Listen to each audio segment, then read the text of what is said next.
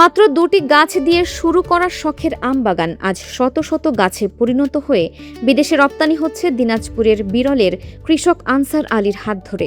একসময় উচ্চ মূল্যের কারণে বিদেশি আম কিনতে না পারার আক্ষেপই বদলে দেয় তার জীবনের পথ চলা। ২০২২ সালে ২৭.৫ টাকা কেজি দরে ব্যানানা ম্যাঙ্গো আম দেখতে গিয়ে তিনি সিদ্ধান্ত নেন নিজেই গাছ লাগাবেন। পরবর্তীতে ২০২২ সালে ৬৫০ গাছ লাগিয়ে শুরু করেন বাণিজ্যিকভাবে চাষাবাদ, যার ফলস্বরূপ ২০২৪ সালে প্রথমবার তার বাগানের আম বিদেশে রপ্তানি হয়। আমার দীর্ঘদিন ধরে আশা ছিল একটাই, যেটা ২০২০ সালে আমি দিনাজপুরে উত্তর আগুরায় এই ব্যানানা ম্যাঙ্গো কেনার জন্য আমি গেছিলাম। সেখানে ৭৫০ টাকা কেজি যায়। সেই আমগুলো ছিল থাইল্যান্ড থেকে আমদানি করা। তা আমি ৭৫০ টাকা কেজি না নিয়ে আমি চিন্তা করলাম যে আমি ২টা গাছ লাগাই খাবো, যদি আম ভালো হয় তাহলে আমি নিজেই গাছ লাগাবো।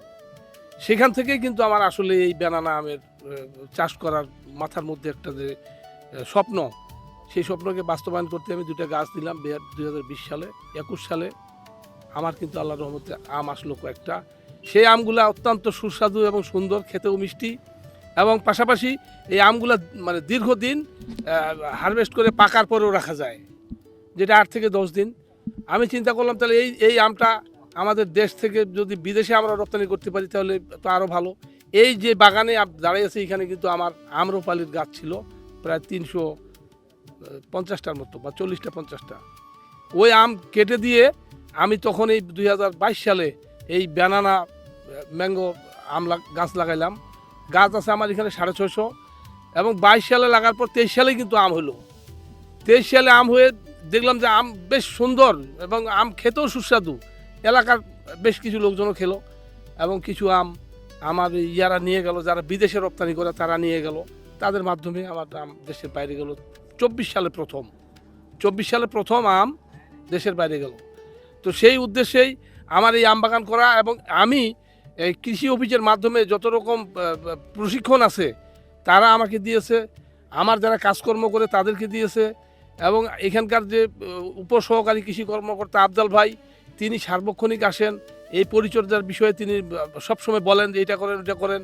পাশাপাশি এই আম বিদেশে রপ্তানির জন্য একবারে সম্পূর্ণ গ্যাপ মেনটেন করে যত রকম মানে বালাইনাশক, কীটনাশক বা রাসায়নিক মুক্ত কিভাবে করা যায় সেইভাবে আমটাকে তৈরি করা হয়েছে।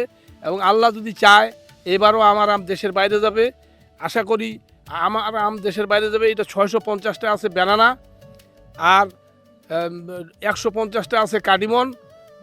650 আর 150 হলো 800, আর 700 থেকে 800 আছে আমার বাড়িফোরের বাগান। ওইদিকে আমার মোট জমিনের সংখ্যা 4 একর 10%, এবং আমি আশা করি আমার আম দেশের বাইরে যাবে এবং বৈদেশিক মুদ্রা অর্জন করতে আমরা সক্ষম হব। পাশাপাশি আমার একটাই অনুরোধ সরকারের কাছে, সরকার যদি আমাদের মতো কৃষকদেরকে নিয়ে একটু চিন্তা করে যে আমগুলা যদি বিদেশে আমরা রপ্তানি করতে পারি, বৈদেশিক মুদ্রা আসবে কৃষির মাধ্যমে, আমাদের আমগুলা যেন সহজভাবে আমরা দেশের বাইরে পাঠাতে পারি। পাশাপাশি এই আম রক্ষণাবেক্ষণের জন্য যেই সময় বাজার কম থাকে, হিমাগারের যদি ব্যবস্থা করে, ফল হিমাগারের ব্যবস্থা করলে এই এলাকার মানুষ, এই এলাকার চাষিরা অনেক উপকৃত হবে। বিরল উপজেলার রাজারামপুর ইউনিয়নে গড়ে ওঠা এই আধুনিক বাগানে বর্তমানে banana mango, Katimon, Chiang Mai, king of Chakapat এবং R22 মতো উচ্চ ফলনশীল বিদেশি জাতের আমের চাষ হচ্ছে। আর এই বাগান আমরা মোটামুটি 4-5 বছর থেকে দেখতে আসতেছি। আর এই বাগান প্রথম আপনার এই কাটিমন বিদেশে যাচ্ছে, কত বছর যাওয়ার কথা ছিল যায় নাই। আর বিশেষ করে আপনার কৃষি উপপরিচালকের ছাড়ের মাধ্যমে এই গ্যাপের আওতায় এই আম বিদেশে যাচ্ছে। আর আমরাও দেখে খুব খুশি যে আমাদের এই রাজারামপুর 12 নম্বর রাজারামপুর থেকে বাইরের দেশে আম রপ্তানি হচ্ছে। আর এই বাগান দেখে আমরাও খুব আগ্রহী যে সামনের বছর আমারও পরিকল্পনা আছে যে এই ধরনের কাটিমন, বানানা ম্যাঙ্গো আমার গাছ রোপণের জন্য পরিকল্পনা নিয়েছি। শতভাগ নিরাপদ ও রপ্তানিযোগ্য আম উৎপাদনে প্রতিটি ফলে ব্যবহার করা হচ্ছে ব্যাগিং প্রযুক্তি, যা পোকামাকড়ের আক্রমণ রোধ করার পাশাপাশি ফলের গুণগত মান ঠিক রাখে। প্রতিদিন বাগানের পরিচর্যা, আগাছা পরিষ্কার ও প্যাকেজিংয়ের কাজ করে স্থানীয় শ্রমিকরাও তাদের জীবিকা নির্বাহ করছেন। এখানে আমরা কাজ করি, ওই যে কি করে গাছের গোড়ায় পানি দিই, কাঠ নেলাই, আমার গাছের জীবনযাপন এইভাবে করি। হ্যাঁ, আমি জুয়েল মার্ডি, আমি আনসার ভাইয়ের বাগানে মোটামুটি বেশ কয়েক বছর ধরেই কাজ করে আসছি। আর এটা প্রতি বছরেও কাজ করি, এবারেও কাজ করতেছি।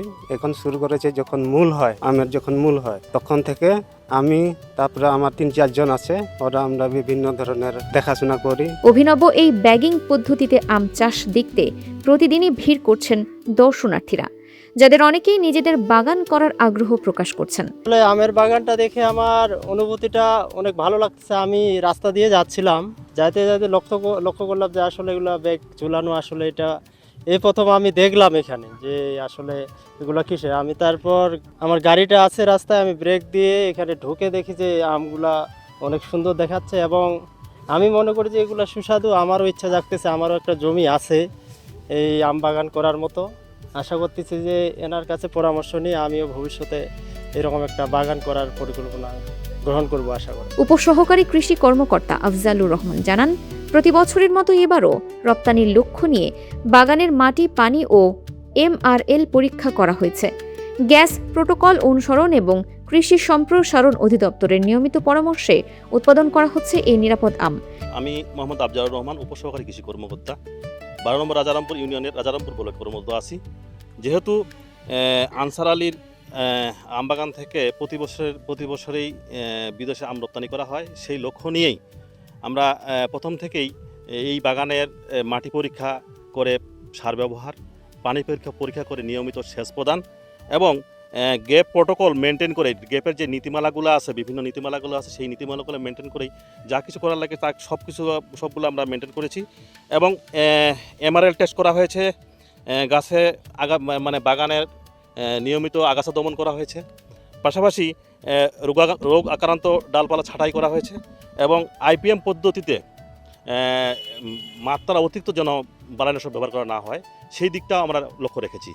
এবং পরবর্তীতে ফ্রুট ফ্লাই দমনের জন্য বা প্রতিরোধ করার জন্য আমরা ব্যাগিং করেছি, পাশাপাশি আমরা সেক্স ফেরোমন ফাঁদও ব্যবহার করেছি। এই সব কিছু মেনটেন করেই কিন্তু আম উৎপাদনের জন্য প্রস্তুত করা হয়েছে। এখন এই আমটি আমরা কয়েকদিনের মধ্যেই বিদেশে রপ্তানির জন্য বায়ারদের সঙ্গে কথাবার্তা হয়েছে ওনার, এবং সেই মোতাবেকই আমরা পরবর্তী হারভেস্ট প্যাকেট খোলা, তার পরবর্তীতে আমরা আম সংগ্রহ, আঠা ঝরা, পাশাপাশি সবগুলাই কিন্তু মেনটেন করা হচ্ছে গ্যাপ পদ্ধতি অনুসরণ করে। এখানে কিন্তু কিছু গ্যাপের নীতিমালা আছে, বাইরের লোকজন এখানে ঢুকতে পারে না, সবগুলাই মেনটেন করেই কিন্তু আমরা এখানে ব্যবস্থাপনা নেওয়া হচ্ছে। দেশে এখান থেকে আমরা মূলত যাবে ব্যানানা ম্যাঙ্গো এবং পরবর্তীতে যাবে কাটিমনটা কিছু দেরি হবে। আপাতত আমাদের রেডি করা আছে ব্যানানা ম্যাঙ্গোটা রেডি করা আছে এবং গ্রেডিং করেই আমরা এই ভাপারে করার পরেই তারপরেই এটা প্যাকেটিং করে বিদেশে রপ্তানি করা হবে, এই আর কি। এমন সব বস্তুনিষ্ঠ প্রতিবেদন নিয়মিত পেতে দিনাজপুর টিভির ফেসবুক পেজ ফলো করুন। ভিডিওতে লাইক, কমেন্ট, শেয়ার, সাবস্ক্রাইব করুন এবং ভিজিট করুন dinajpurtv.com। Farhana Nizam, desk report, Dinajpur TV.